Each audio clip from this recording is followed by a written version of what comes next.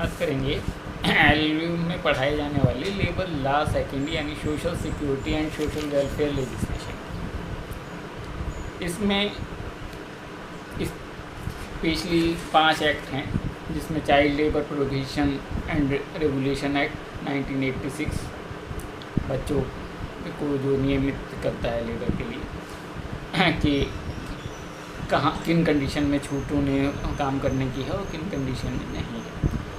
दूसरा contract labour regulation and abolition act 1970, इसमें contract labour के है कि किसके मामले में कॉन्ट्रैक्ट लेबर हो सकती है और कॉन्ट्रैक्टर को और कॉन्ट्रैक्टी दोनों को रजिस्ट्रेशन लेना ज़रूरी है और उसमें पेनल्टी का प्रोविज़न है।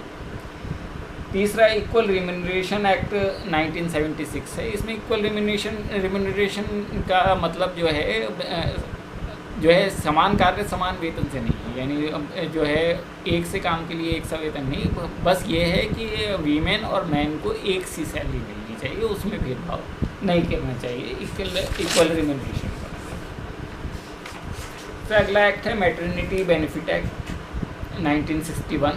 इसमें जो है जो वुमेन हैं उनको मैटरनिटी बेनिफिट देने का प्रोविज़न है कि किनको मिलेगा, कब मिलेगा और कितना मिलेगा, इसका प्रोविज़न है कि और किसको देना पड़ेगा। इसके बाद फैक्ट्रीज एक्ट 1984 है, जो इसमें मेनली जो है लेबर के वेलफेयर के लिए मेन एक्ट माना जाता है कि उसके लिए प्रोविज़न किए गए हैं। तो सबसे पहले हम देखते हैं child labour prohibition and regulation act 1986। इसके जो ऑब्जेक्ट हैं एक्ट के वो ये हैं to regulate the conditions of the work of the children in certain employment, कि रेगुलेट करनी है कंडीशंस को सर्टेन एम्प्लॉयमेंट में, यानी सब में जो है चाइल्ड को अनुमति नहीं होगी, जो है बच्चे को अनुमति नहीं होगी जो है काम करने की। एक तो पहली बात ये है कि इसके लिए बच्चा कहाँ किसे जाएगा, ठीक है।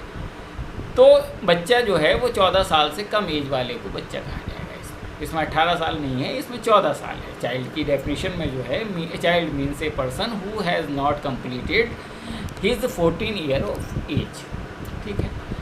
दूसरा इस्टेब्लिशमेंट क्या होगा, यानी किन में किया जा सकेगा किन में नहीं किया जा सकेगा। तो इस्टेब्लिशमेंट एक्ट को भी इस्टेब्लिशमेंट को भी सेक्शन 2 में जो है डिफाइन किया गया है। उसमें कहा गया establishment includes a shop, commercial establishment, workshop, farm, residential, hotel, restaurant, eating houses, theatre और other places of public amusement और इंटरटेनमेंट। ये सारी चीज़ें उसमें होंगी। अब क्या प्रोहिबिशन है? सेक्शन 3 में प्रोहिबिशन है, prohibition of employment of children in certain occupation and process. तो उसमें क्या है कि एक शेड्यूल दिया हुआ है, उस शेड्यूल में एक लिस्ट तो उनके ऑक्यूपेशन की है और एक प्रोसेस की है। तो चाहे तो ए में भी जो ऑक्यूपेशन आते हैं, जो व्यवसाय आते हैं, उनमें नहीं किया जाएगा बच्चे को एम्प्लाई, और जो बी में प्रोसेस आती हैं उनमें भी एम्प्लाई नहीं किया जाएगा। अगर एम्प्लाई कोई करेगा तो वो दंडनीय है, 3 महीने से 1 साल तक की सज़ा हो सकती है सेक्शन 3 के वायलेशन करने पे, और जिसमें जुर्माना 10,000 रुपये से 20,000 रुपये तक हो सकता है। और अगर दोबारा रिपीटेशन करेगा तो ये सज़ा 6 महीने से 2 साल तक की हो सकती है। ये सेक्शन 3 का जो है वायलेशन करने पे है। सेक्शन 14 में ये जो है सज़ा का प्रावधान है। इसके साथ साथ ठीक है, बाकी इनको तो काम इन कंडीशन में तो काम करवाया ही नहीं जाएगा कि अब इसे ना तो प्रोसेस में करवाया जाएगा ना इन ऑक्यूपेशन में कराया जाएगा। वो एक अच्छी लंबी सी लिस्ट है, उसमें ये देखा जाता है कि बच्चे के स्वास्थ्य पे खतरनाक जो ऑक्यूपेशन है, जो प्रोसेस हैं, वो जो है उसमें शामिल की गई हैं ताकि उसमें काम ना कराया जाए बच्चे से।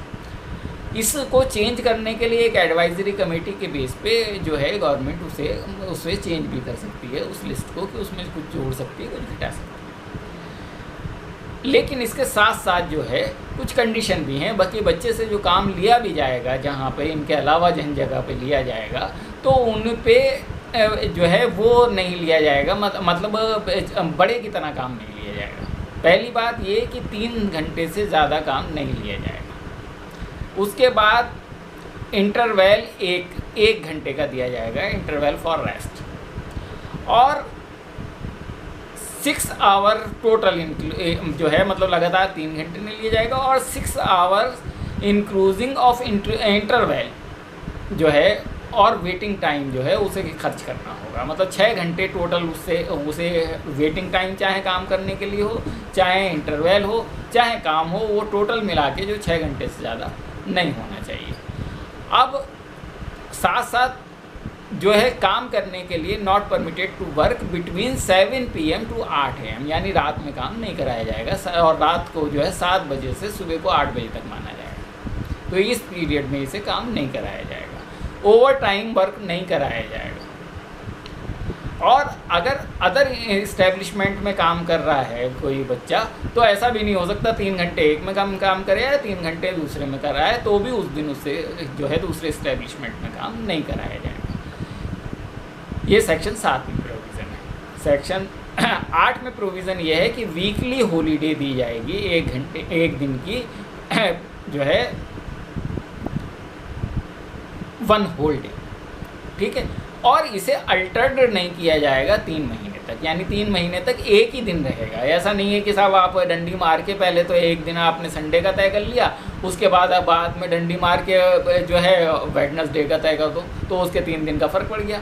तो जो है ये ऐसा नहीं किया जा सकता है। नोटिस टू द इंस्पेक्टर ज़रूरी होगा सेक्शन 9 में।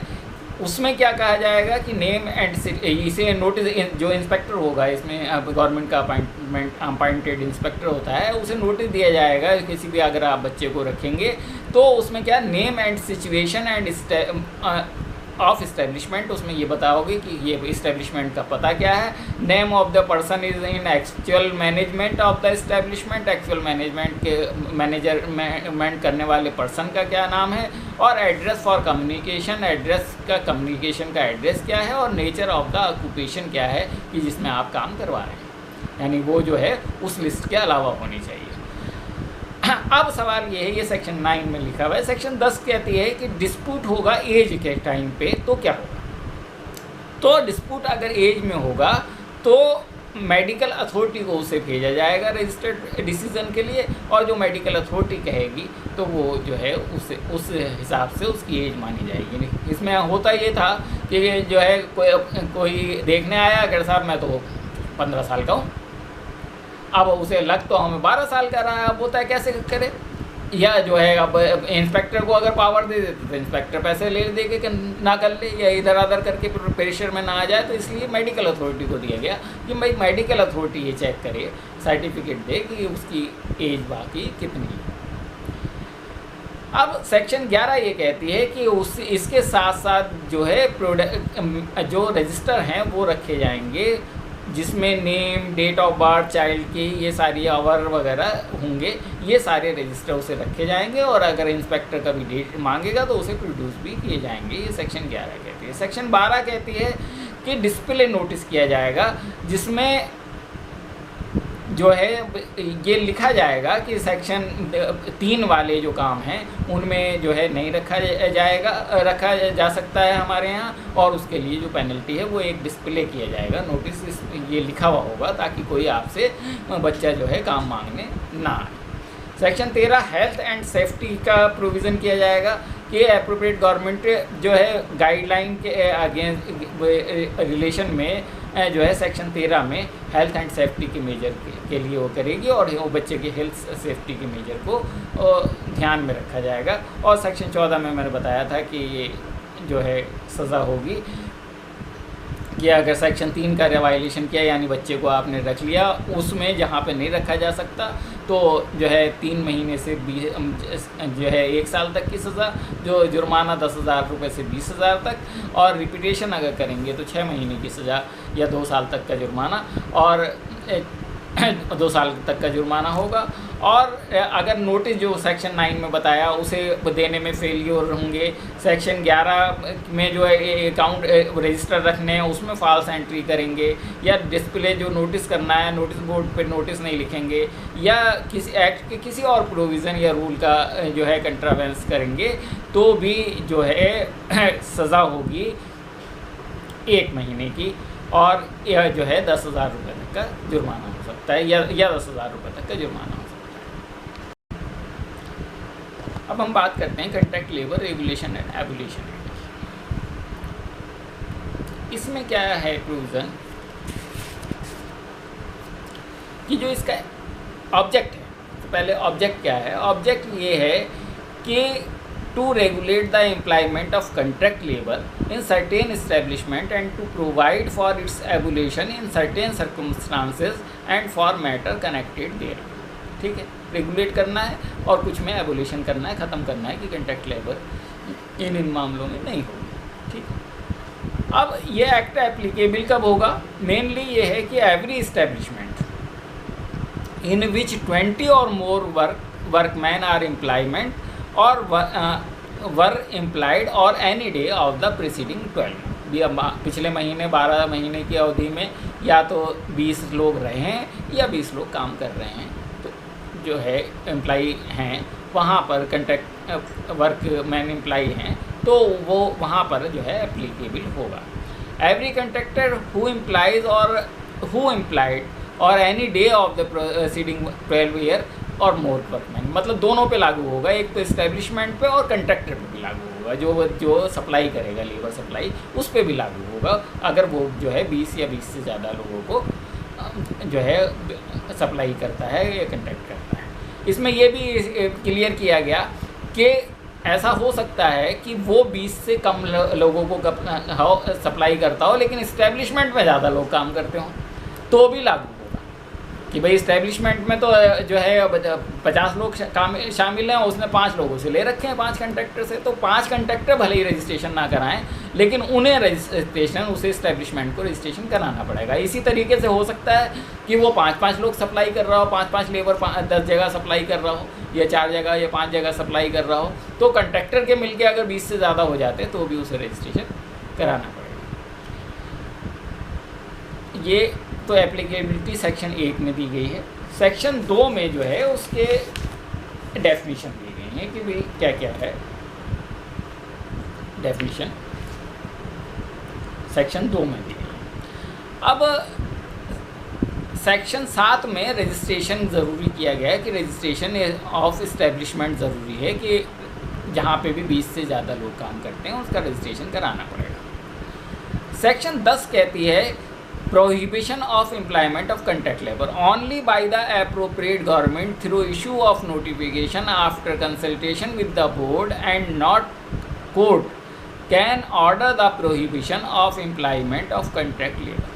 ठीक है, इसका मतलब प्रोहिबिशन काय में भी नहीं है लेकिन अप्रोप्रिएट गवर्नमेंट सेंट्रल के मामलों में स्टेट वो सेंट्रल गवर्नमेंट और स्टेट के मामलों बाकी मामलों में स्टेट गवर्नमेंट, ठीक है, वो अप्रोप्रिएट गवर्नमेंट है। अप्रोप्रिएट गवर्नमेंट की डेफिनेशन में भी ये बात लिखी हुई है।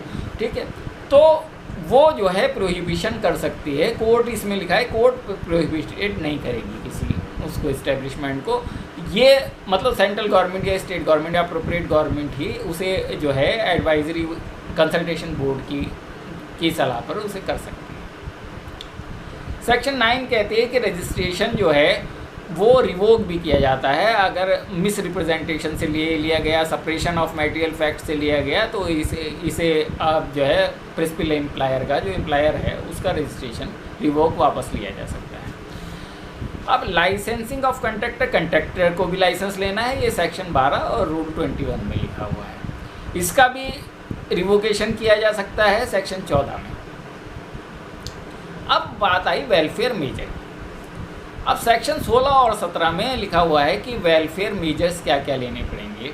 उसमें क्या क्या है? कॉन्ट्रैक्ट लेबर आइदर 100 और more employed by a contractor for 1 और more canteen shall be provided and maintain. अगर उसने 100 लोगों को 100 कॉन्ट्रैक्ट लेबर है तो उसे कैंटीन देनी पड़ेगी, कैंटीन की व्यवस्था जो है करनी पड़ेगी और कैंटीन मेंटेन करनी पड़ेगी कंट्रैक्टर को मेंटेन करनी पड़ेगी। दूसरा ये कि फर्स्ट एड फैसिलिटी देनी पड़ेगी, चाहे कितने भी लोग हैं उससे कोई मतलब नहीं, फर्स्ट एड फैसिलिटी तो देनी पड़ेगी। Number of rest norms as required under the act, जो रेस्ट के नॉर्म्स हैं उसका पालन करना पड़ेगा। Drinking water, latrine and washing facility उसे देनी पड़ेगी। ठीक है, अब सेक्शन 20 ये कहती है, ये तो कंट्रैक्टर की लायबिलिटी हो गई। अब लाइबिलिटी ऑफ प्रिंसिपल एम्प्लायर जहाँ पर इम्प्लाई किया गया है, जहाँ पर कंट्रैक्ट जो है लेबर सप्लाई की गई है, जिसने कंट्रैक्ट लेबर ली है, उसकी क्या है, to ensure provision for canteen, rest room, sufficient supply of drinking water, latrine and urinal washing facility. ये जो है लाइबिलिटी ऑफ प्रिंसिपल एम्प्लायर की है। Principal employer entitled to recover from the contractor for providing such amenities और make deduction from amount paid. ये amenities देगा, उसके bill में से काट लेगा, क्योंकि मेन जो है उसकी वो कंट्रैक्टर की लाइबिलिटी रखी गई। अब सेक्शन 21 और रूल 25 कहता है कि responsibility of contractor for payment of wages to pay timely and to ensure the disbursement of wages in the presence of the authorise representative of the principal employer. ठीक है, contractor पैसे देगा, लेकिन उसका रिप्रेजेंटेटिव जो है जहाँ प्रिंसिपल एम्प्लॉयर है उसका वहाँ मौजूद रहना चाहिए, ताकि वो जो है डंडी नहीं मारे। ठीक है, अब rule rate of wages not less than the rates as fixed as and or prevailing in such employment as fixed by agreement। Agreement में जो फिक्स किया गया है उससे कम पैसे मजदूर को, लेबर को, कॉन्ट्रैक्ट लेबर को नहीं दिए जाएंगे। ये सेक्शन 21 में, रूल 25 में प्रोविज़न है। रजिस्टर रखे जाएंगे कंट्रैक्टर के द्वारा भी, एम्प्लायर के द्वारा भी। ये रूल 74, 75, 76 और 77 में प्रोविज़न है। 81 में प्रोविज़न है muster roll wage register, deduction register and overtime register contractor का रखा जाएगा। ये सेक्शन 79 रूल 79, 80 और 81 में प्रोविज़न है। रिटर्न्स उसे देने पड़ेंगे जो है कंट्रैक्टर को, जो है हाफ ईयरली और जो है ईयरली रिटर्न जो है इसमें देने पड़ेंगे। जो है वो जो है पूरे साल के वो सेक्शन रूल 82 में प्रोविज़न है। अब अगर ये नहीं करेगा तो क्या होगा, यानी पेनल्टीज़ और पनिशमेंट। ये सेक्शन 22 में है कि for obstructing the inspector in Fehling produce register etcetera, तो जो है अगर रजिस्टर वगैरह नहीं देगा तो 3 महीने की सज़ा होगी और 500 रुपये तक का या 500 रुपये तक का जुर्माना, या दोनों। सेक्शन 23 में वायलेशन करेगा किसी भी प्रोविज़न का तो ये सज़ा 3 महीने तक की है, या जो है 1000 रुपये का जुर्माना और कंटिन्यू होने पे 100 रुपये पर डे का प्रावधान जो है कि सज़ा का प्रावधान है।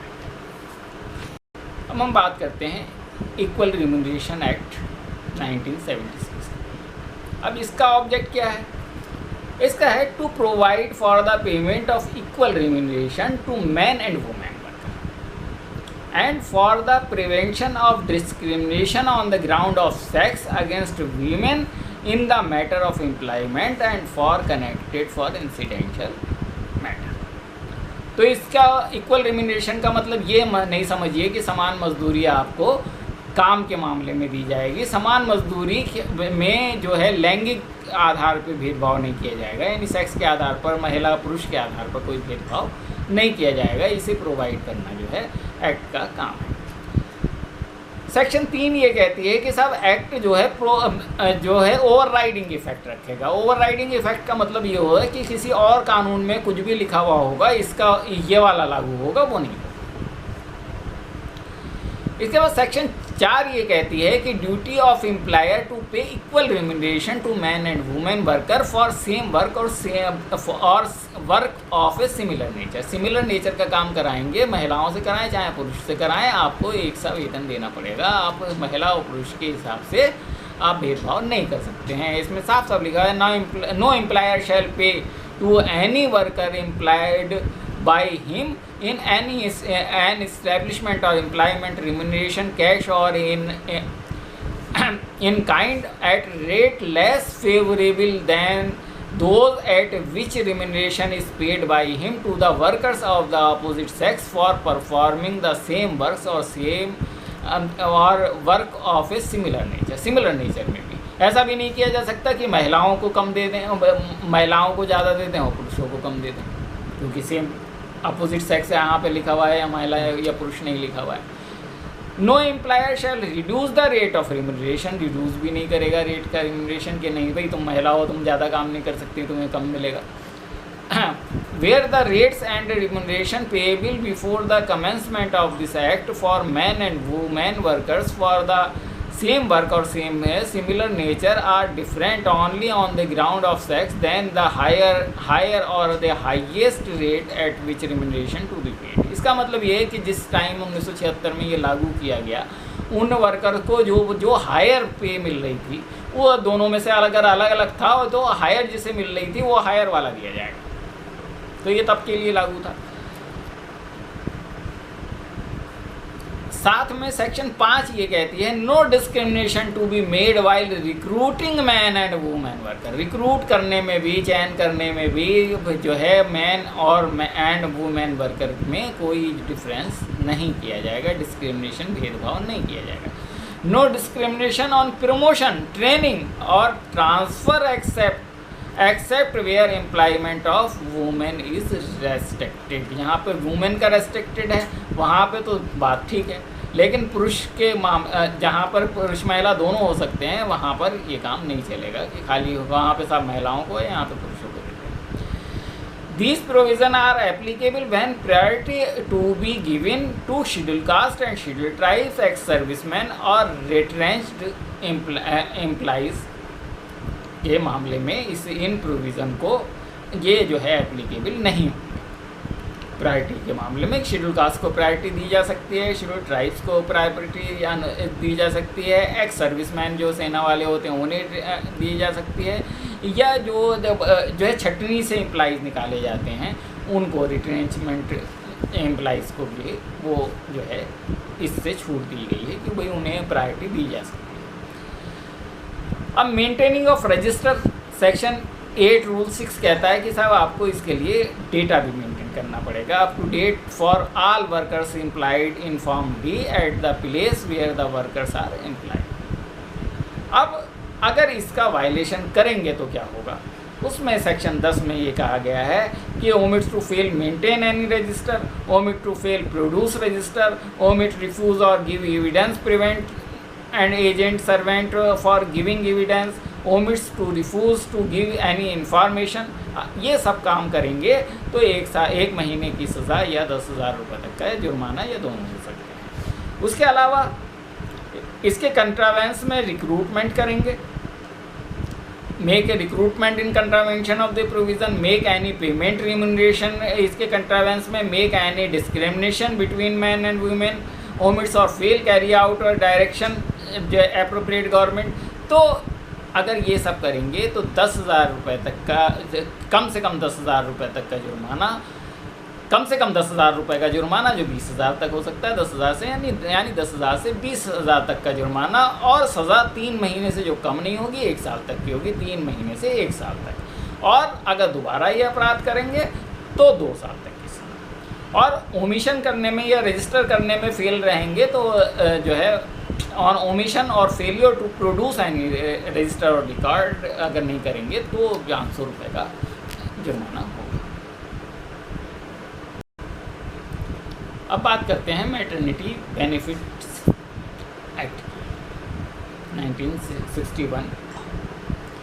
इसका जो ऑब्जेक्ट है to protect the dignity of motherhood and the dignity of a new person's birth by providing for the full and healthy maintenance of the woman and her child at the important time when she is not working. कृपया जो work जब नहीं करती जो है birth देने में, pregnant वगैरह होती है लेडी, तो उसकी डिग्निटी को मेंटेन रखने के लिए, उसे छुट्टी देने के लिए, उसे जो है बेनिफिट देने के लिए ये एक्ट है. सेक्शन 3 कहती है कि कवरेज कब होगा. सेक्शन 2 में डेफिनेशन है, सेक्शन 3 में कवरेज कब होगा. कह रहे upon all women employees either employed directly और through contractor except domestic women employees employed in mines, factories, plantation and also in other establishment if the state government so decides. There if the state government decision to apply this act to women employees in shop and commercial establishment. They also will get the benefit of this act. Bihar, Punjab, Haryana, West Bengal, UP, Orissa and Andhra ने इसे कर दिया। तो जो जो इससे divide होकर बने, जैसे उत्तराखंड बना, तो उसमें भी ये एक्ट लागू शॉप इस्टेब्लिशमेंट में भी होता है। अब बात आती है कि कब इसका बेनिफिट मिलेगा, कंडीशन ऑफ एलिजिबिलिटी कब होगी। तो सेक्शन 5 ये कहती है वुमेन इंक्लूडिंग टेम्परेरी और unmarried are eligible for maternity benefit. Unmarried को भी मिलेगा मैटरनिटी बेनिफिट, और टेम्परेरी वो संबंधों में तो भी मिलेगा for when she is expecting a child and has worked for her employer for at least 80 days in the 12 month immediately preceding the date of her expected delivery। अगर delivery से 12 महीने के पहले तक जो है उसने 80 दिन कम से कम काम कर लिया है, तब ये सुविधा मिलेगी। अगर उसने एक एम्प्लॉयर के पास 80 दिन काम नहीं किया है पिछले 12 महीने में उस डेट से लेके, तो ये सुविधा उसे नहीं मिलेगी डिलीवरी से। कंडीशन फॉर क्लेमिंग बेनिफिट क्या होगी, कह रहे 10 वीक, ये भी सेक्शन 5 में लिखा हुआ है, 10 weeks before the date of her expected delivery she may ask the employer to give her light work for a month. At that time she should produce a certificate that she is pregnant. पहली बात ये कि वो उसके pregnancy का एक certificate देगी वो, तो उसे जो है 10 हफ्ते से पहले तक 10 weeks before the date of her expected delivery के ऐसा भारी काम ना दिया जाए उसे वो एम्प्लॉयर को कह सकती है कि वो भारी काम उसे ना दे। She should give written notice to the employer about 7 weeks before the date of her delivery and she will be absent for 6 weeks before and after her delivery. She should also name the persons to whom payment will be made in case she cannot take it self। कि भाई 7 हफ्ते पहले से जो है उसे वो जो है उसको नोटिस देगी एम्प्लॉयर को, और 6 हफ्ते जो है 7 weeks before the date of delivery, और she will be absent for 6 weeks before and after her delivery. 6 हफ्ते बिफोर या आफ्टर जो है वो एब्सेंट रह सकती है, और एब्सेंट में उसे आने की ज़रूरत नहीं है, वो ये नोटिफाई कर देगी कि हमारी सैलरी भी इसे दे दो, सैलरी लेने भी उसे आने की ज़रूरत नहीं। She should be take the payment for the first 6 weeks before she goes on leave. ठीक है, शी शुड वो जो है 6 हफ्ते पहले जो है अपना पेमेंट भी ले सकती है, कि भाई उसे जो है जो 6 हफ्ते छुट्टी पे जा रही है उससे पहले वो पेमेंट भी ले सकती है। She will get payment for the 6 weeks after childbirth within 48 hours giving proof that she has had a child।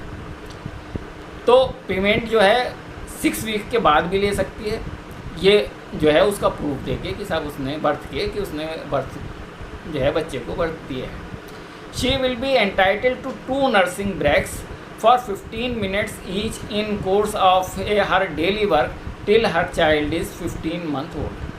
ठीक है, 15 महीने तक होने पे जो है उसे नर्सिंग ब्रेक्स मिलेंगे 15 मिनट के each in the course of her daily work के बीच में उसे 15 मिनट के ब्रेक मिलेंगे। हर एम्प्लॉयर कैन नॉट डिस्चार्ज हर और change her condition of service while she is on maternity leave. Maternity leave पे अगर होगी तो उसके जो वर्किंग कंडीशन है वो एम्प्लॉयर चेंज नहीं कर सकता है, ये सेक्शन 5 में लिखा हुआ है। सेक्शन 7 और 8 जो है कैश बेनिफिट की बात करती है कि लीव विद एवरेज पे for 6 weeks before the delivery, leave with average pay for 6 weeks after the delivery, a medical bonus ₹25 if the employer does not provide free medical care, and additional leave with pay the 1 month if the woman shows proof of illness due to the pregnancy, delivery, miscarriage or premature birth. In case of miscarriage 6 weeks leave with average pay and the date of from the date of miscarriage हो जाता तब भी उसे जो है इसका benefit मिलेगा। Non cash benefits privilege मिल सकते हैं, light work, 2 nursing breaks, no discharge और dismissal, no change of the disadvantage in condition, pregnant में डिस्चार्ज और डिसमिस्ड में स्टिल क्लेम मैटरनिटी बेनिफिट। जो है जो अगर मान लीजिए डिसमिस और डिस्चार्ज वो वीमेन है, प्रेग्नेंट वीमेन डिस्चार्ज और डिसमिस्ड में स्टिल क्लेम, वो भी क्लेम कर सकती है। एक्सेप्शन इसमें है, women dismissed for gross misconduct lose their right under the act for maternity benefit. लेकिन अगर उसे डिसमिस्ड किसी मिसकंडक्ट के लिए किया गया है तो उसे ये फ़ायदा नहीं मिलेगा। ये सेक्शन 7 और 8 में प्रभाव है।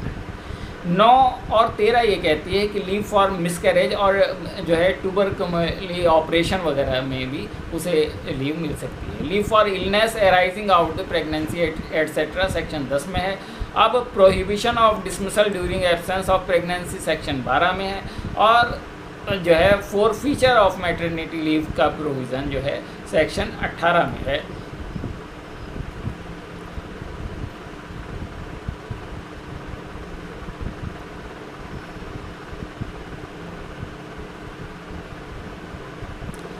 सेक्शन 18 में इसका अगर पालन नहीं किया जाएगा, छुट्टी उसे नहीं दी जाएगी तो उस पर सज़ा का प्रावधान है। उसमें जो सज़ा है वो जो है 3 महीने से कम नहीं होगी और जो 1 साल तक हो सकती है, और जो है फ़ाइन जो है 5,000 रुपये से कम नहीं होगा, तो 5,000 रुपये तक हो सकता है। ये जो है मैटरनिटी बेनिफिट। अब हम बात करते हैं फैक्ट्रीज़ एक्ट 1948। ये सबसे पहला लेबर वेलफेयर एक्ट माना जाता है स्वतंत्रता के बाद का। तो इसमें जो एप्लीकेबिलिटी है इसकी एक्ट की, एनी प्रीमिसेस वेयर इन 10 और more person will be aid of power और 20 और more workers were without aid of power working on the day preceding 12 month. अगर बिना बिजली वाला, बिना पावर वाला है तो 20 लोग, और पावर वाले जो है 10 या ज़्यादा लोग अगर करेंगे तो इसे ये एक्ट लागू होगा। ये सेक्शन 2 जो है कहते। इसके बाद सेक्शन 11 से 20 तक जो है एम्प्लॉयर क्या क्या हेल्थ के लिए वर्कर्स को जो क्या क्या सुविधाएं देगा वो सारा प्रोविज़न है। एक अच्छा सा खासा बड़ा एक्ट है ये। इसमें cleanness, disposal of waste and effluents, ventilation and temperature, dust and fume, over crowding, artificial humidification, lighting, drinking water,